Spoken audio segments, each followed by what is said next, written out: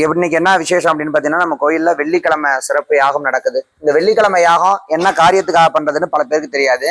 கடன் நிவர்த்தி, அதாவது வீட்டுல பணம் காசு பொருள் ரொம்ப தட்டுப்பாடா இருக்கும். வாங்கின கடனை நம்மளால திரும்ப கொடுக்க முடியாது. எவ்வளவு பணம் காசு வந்தாலும் வீட்டுல ஒரு திருப்திகரமா இருக்காது. அதுக்கு மெயின். ரெண்டாவது, உடம்பு ஆரோக்கியத்துக்காக. நம்ம உடம்புல செய்வன பாதிப்பா இருக்கலாம், இல்ல கந்திஷ்டி, இல்ல வேற ஏதாவது இருந்தாலும் உடல்ல நிறைய வைத்திய செலவுகள்லாம் வந்துகிட்டே இருக்கும். அந்த மாதிரியான வைத்திய செலவுகள்ல இருந்து நம்மளை விடுதலை அடைகிறதுக்கு, நம்ம நல்ல நிலைமைக்கு வர்றதுக்கு முக்கியமான காரணம் என்னவா இருக்கும்னு கேட்டீங்கன்னா, இந்த வெள்ளிக்கிழமை யாகம். நம்ம மகா பிரத்யங்கராதேவியை பொறுத்த வரைக்கும் மிளகாதான். அமாவாசை பௌர்ணமி நாட்கள்ல இந்த இடத்துல மிளகா யாகம் பண்ணுவோம்.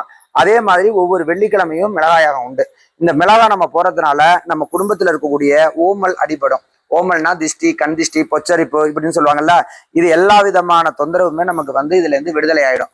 நம்ம என்ன நினைச்சு நம்ம அந்த வெத்தலையில எழுதி போடுறோமோ, ஒரு வெத்தலையில எழுதுறோம்னா ஒரு உதாரணத்துக்கு 7 வெத்தலை, 11 வெத்தலை, 21 வெத்தலை இப்படிங்கிற கணக்குக்கு நம்ம வெத்தலை எழுதி போடணும். நம்ம என்ன எழுதி யாகத்துல போடுறோமோ அந்த வேண்டுதலாகப்பட்டது கண்டிப்பா நமக்கு நடக்க ஆரம்பிச்சிடும். நம்ம தொடர்ந்து ஒரு 3 வெள்ளிக்கிழமை எழுதி போட்டோம் அப்படின்னா, நமக்கு ஒரு 6 வெள்ளியிலேருந்து 7 வெள்ளிக்கிழமைக்குள்ள நம்ம என்ன எழுதி போடுறோமோ அதுக்கான பலன் நமக்கு கிடைச்சிடும். நம்ம வாயால சொல்ற அந்த வார்த்தைகளை விட நம்ம எழுதுற எழுத்துக்கு என்னைக்குமே ஒரு சக்தி உண்டு. ஏன்னா காலத்தால் மாற்ற முடியாது, நம்ம கைப்பட எழுதுற எழுத்து மட்டும்தான். வாய்களால சொல்ற அந்த வார்த்தை கூட மாறி போயிடும், எழுதுறத எழுத்து மாறாது. அதனால மகா பிரத்யங்கராதேவிக்கு வெற்றில எழுதி நம்ம அக்னிகுண்டத்துல போடுறதுனால நம்ம குடும்பத்துல எவ்வளவு பெரிய பிரச்சனைகள் இருந்தாலும் அந்த பிரச்சனை ஒண்ணுமே இல்லாம சரியா போறதுக்கான சக்தியை மகா பிரத்யங்கராதேவி அம்மன் தருவாங்க. அது மட்டும் இல்லாம இந்த கோயில்ல 2 இடங்கள்ல மகா பிரத்யங்கராதேவி அம்மன் இருக்காங்க. ஒண்ணு ஆதிபீடம்னு சொல்லக்கூடிய பழைய கோவில், இன்னொன்னு புதுக்கோவில். புதுக்கோவில்ல இருக்க பிரத்யங்கராதேவி சிங்கத்து மேல அமர்ந்த மாதிரி ரொம்ப உக்ரமான ரூபமா இருப்பாங்க. ஆதிபீடத்துல இருக்கக்கூடியவங்க நாகாத்தம்மனுடைய சகோதரிங்கிறதுனால ரொம்ப சாந்த சொரூபமா சிம்மம் இல்லாம தனிச்சு 4 கரங்களோட உட்கார்ந்துருப்பாங்க. இங்க இருக்கக்கூடிய பிரத்யங்கரா, புதுக்கோயில்ல இருக்கக்கூடிய பிரத்யங்கரா 8 கரங்களோட அமர்ந்திருப்பாங்க.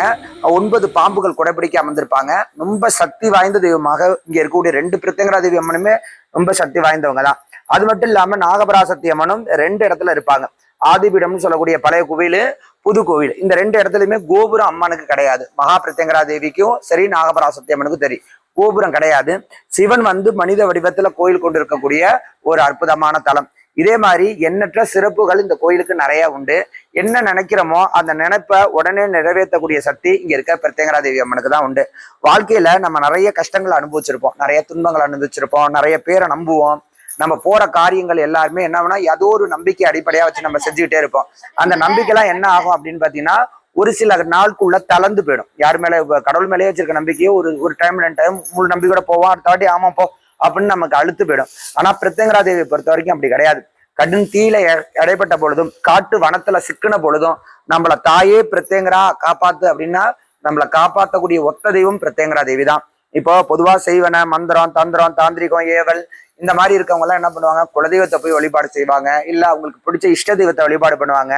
உண்மை என்ன அப்படின்னா, அந்த மந்திரமோ தந்திரமோ செய்வனையோ அல்லது ஏவலோ எந்த பிரச்சனை இருந்தாலும் சரி, அதுல இருந்து நம்மள விடுதலை அடைக்கக்கூடிய ஒரே சக்தி யாருக்கு இருக்கு அப்படின்னா, தேவி பிரத்யங்கராதேவி அம்மனுக்கு மட்டும்தான் உண்டு.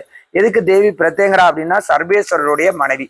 சர்வேஸ்வரருடைய 2 ரெக்கைகள்ல இருந்து உதித்தவங்க சூழ்நிதி துர்க்கையும் தேவி பிரத்யங்கராதேவியும். அந்த பிரத்யங்கராதேவி அம்மன் எல்லா விதமான நன்மைகளையும் நமக்கு கொடுக்கக்கூடியவங்க. இந்த இடத்துல மந்திரமோ தந்திரமோ பில்லியோ சூனியமோ செய்வனையோ இல்ல வேற ஏதாவது ஒரு கெட்டதோ இந்த இடத்துல கிடையாது. முழுக்க முழுக்க பிரத்யங்கராதேவிக்கு நடத்தக்கூடிய யாகம் இந்த கோயில்ல விசேஷம். எந்த அளவுக்கு இந்த யாகத்துல நம்ம பட்டமிளகா, நல்லெண்ணெய், வெத்தலை இந்த மாதிரியான பொருள் போடுறோமோ அந்த அளவுக்கு நம்ம குடும்பத்துக்கு எண்ணற்ற பலன்களை தேவி பிரத்யங்கராதேவி தருவாங்க. என் மனசுல நம்பிக்கை ஒண்ணுதான். நம்பிக்கை ஒண்ணு நமக்கு ஸ்ட்ராங்கா இருந்துச்சு அப்படின்னா, நம்ம என்ன நினைக்கிறோமோ அந்த காரியத்துல தடையே இல்லாம நல்ல விதமா அனுபவிக்கிறதுக்கான வாய்ப்புகளை தேவி பிரத்யங்கராதேவி கொடுப்பாங்க. அது மட்டும் இல்லாம வரக்கூடிய பக்தர்கள் எல்லாருக்குமே நான் சொல்லக்கூடியது, யாகத்துக்கு வரக்கூடியவங்க பட்டமிளகா, நல்லெண்ணெய், வெத்தலையோட பால், தயிர் இந்த மாதிரியான அபிஷேக பொருள்கள் வாங்கிட்டு அம்பாளுக்கு அபிஷேகம் பண்றதுனால எப்படிப்பட்ட பிரச்சனை இருந்தாலும் அது அதில் அடிபட்டு போயிடும். அந்த அளவுக்கு அம்மாவுடைய சக்தி பரிபூர்ணமா இருக்கக்கூடிய ஒரு அற்புதமான கோவில் தான் இந்த கோவில். இந்த கோவிலுக்கு வரக்கூடிய பக்தர்களுக்கு கருப்பு சட்டை போட்டு கோயிலுக்குள்ள அனுமதிக்க மாட்டாங்க. கருப்பு கலர் துணிமட்டி போட்டுக்கிட்டு இங்க வரக்கூடாது. அதை தவிர்த்து பாக்கி எந்த விதமான தடையுமே கிடையாது. அந்த அளவுக்கு ஒரு பவித்திரமான தெய்வமாக அருள் புரியக்கூடிய தெய்வம் அன்னை பிரத்யங்கராதேவி. இன்னும் பிரத்யங்கராதேவியை பத்தி சொல்லணும் அப்படின்னு சொன்னோம்னா ஒரு நான் ஸ்டாப்பா ஒரு 2 மணி நேரம் பேசலாம்.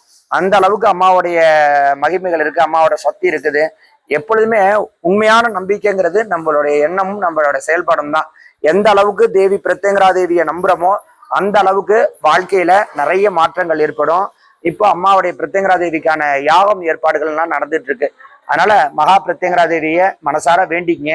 வீட்டுல இருந்தபடியே இந்த அம்மாவுடைய அனுகிரகம் வேண்டும் அப்படின்னு சொல்லிட்டு ஒரு வெள்ளை வஸ்திரத்துல மஞ்சள் துணியில ₹1 நாணயத்தை முடிஞ்சு, தாயே பிரத்யங்கரா தேவி, என்னோட கஷ்டம் தீர்ந்துட்டுனா உன் கோயிலுக்கு வந்து உனக்கு மாலை செலுத்துறேன், இல்ல பூ போடுறேன், இல்ல என்னால முடிஞ்ச புடவை எடுத்து தைக்கிறேன் அப்படின்னு சொல்லி நீங்க வீட்டிலேயே வேண்டிட்டு ₹1 நாணயம் முடிஞ்சு வச்சீங்கனாலே கண்டிப்பா 100க்கு 100% தேவி பிரத்யங்கரா தேவி அம்மன் உங்களுக்கு நல்லா செய்வாங்க. வாழ்க்கை வளமுடன்.